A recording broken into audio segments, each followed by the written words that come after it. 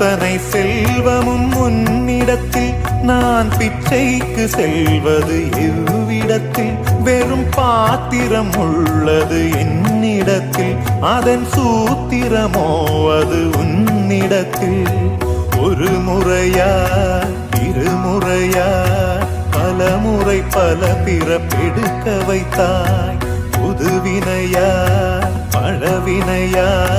கணம் கணம் தினம் என்னை துடிக்க வைத்தாய் பொருளுக்கு அலைந்திடும் பொருளற்ற வாழ்க்கையும் துரத்துதே உன் அருள் அருள் அருள் என்று அலைகின்ற மனம் இன்று பிதற்றுதே